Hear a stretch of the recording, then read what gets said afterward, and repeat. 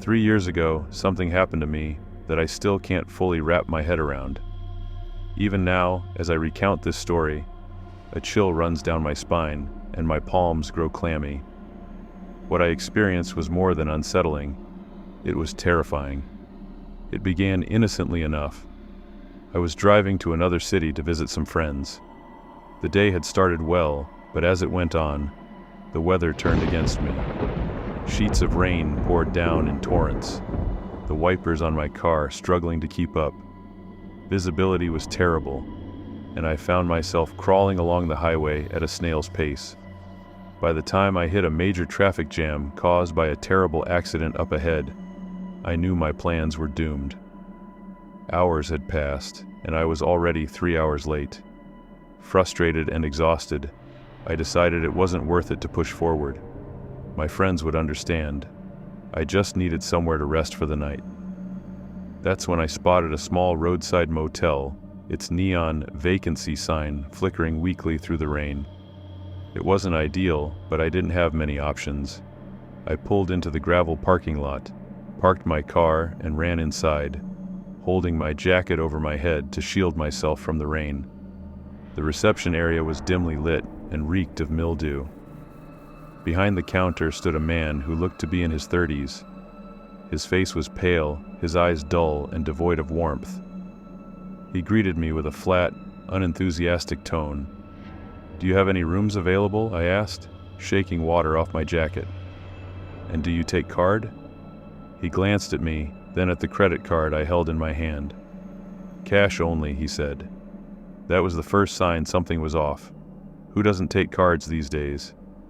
But I was tired, soaked, and desperate for sleep. I sighed, fished out some cash, and handed it over. He slid a key across the counter to me, muttering, "Room 9, out back." I thanked him and made my way outside to my assigned room. The doors to all the rooms faced the parking lot, their paint peeling and numbers barely legible. My room was no better. The moment I stepped inside, a wave of damp, musty air hit me. The room was filthy. The wallpaper was curling at the edges, the carpet was stained, and the bed looked like it hadn't been cleaned in years. Cockroaches scurried across the mattress, disappearing into the shadows when I turned on the light. "This is disgusting," I muttered to myself. There was no way I could sleep in there. I returned to my car, deciding it was cleaner and safer to sleep in the back seat. I locked the doors, reclined the seat, and wrapped myself in a blanket. Despite the discomfort, I managed to doze off. I don't know how long I'd been asleep when I woke up to the sound of voices. At first I thought I was dreaming, but as I sat up, I realized the voice was very real and very close. It was the man from the reception desk. He was standing just outside the door to my room, speaking in hushed tones to someone on the phone. My heart began to race as I strained to hear what he was saying. I checked. "He's not there," he whispered. "No, the car's still here. He's got to be somewhere close, maybe the diner." Then, to my horror, I watched as he carefully opened the door to my room and stepped inside. He didn't turn on the light, moving around in the dark with an unsettling familiarity. I held my breath, my pulse pounding in my ears. What was he doing? A minute later, he came out, but he wasn't alone. Another man followed him, a man I hadn't seen before. My stomach dropped. Where had this stranger come from? I hadn't seen anyone else enter the room. Had he been hiding in there all along? The two of them stood outside my room, speaking in irritated whispers. Then, one of them turned and began walking toward my car. I froze. He was coming straight for me. The man stopped a few feet away from my car and peered inside, pressing his face against the tinted windows. I ducked down, praying the darkness and the tint would keep me hidden. After a moment, he stepped back, muttering something to the other man. They exchanged a few more words, then began walking away toward the diner at the edge of the parking lot. As soon as they were about 50 meters away, I made my move. I slid into the driver's seat, started the engine, and threw the car into reverse. The sound of my engine roared through the quiet night, and the two men whipped around to face me. I'll never forget the look on their faces. Shock, confusion, and anger all at once. I didn't wait to see what they'd do next. I sped out of the parking lot, my tires kicking up gravel, and didn't stop until I was miles down the road. When I finally pulled over to catch my breath, I realized my hands were shaking so badly I could barely keep hold of the steering wheel. I sat there for a long time, trying to make sense of what had just happened. The next day, I told my friends what had happened. They were horrified and urged me to call the police, but I wasn't sure what I could report, what crime had been committed. A few weeks later, still haunted by the experience, I decided to do some digging. I found the motel on Google Maps and called the local police to report what I'd seen. What they told me sent a new wave of chills down my spine. "That motel?" the officer said. "It shut down a few days ago. Owner disappeared. There were some complaints about the place."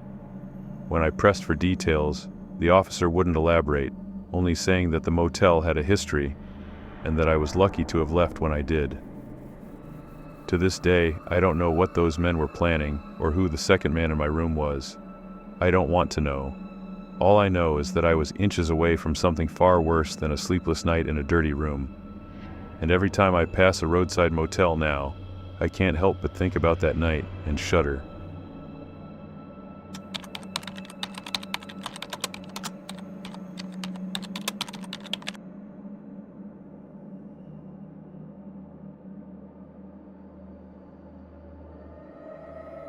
This story happened to me 1 year ago, and I still can't describe the fear and horror that I experienced that night.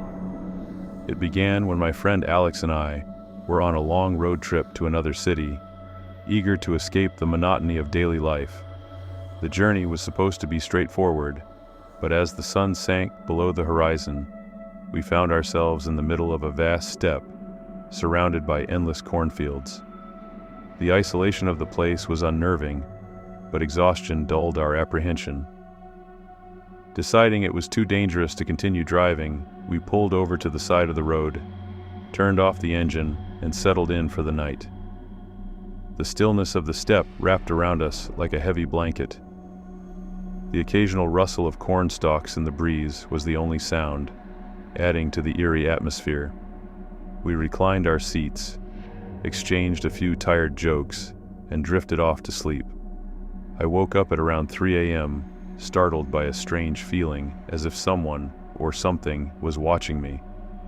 My chest felt heavy, and the air inside the car seemed stifling. Blinking groggily, I sat up, trying to shake off the sense of unease. That's when I saw them. They stood outside the car, barely visible in the dim moonlight. Men and women, dressed in old, tattered clothes, surrounded us. Their faces were pale, almost translucent, and their lifeless eyes bore into me. Their presence was silent but overwhelming, and I froze, unable to breathe, let alone move.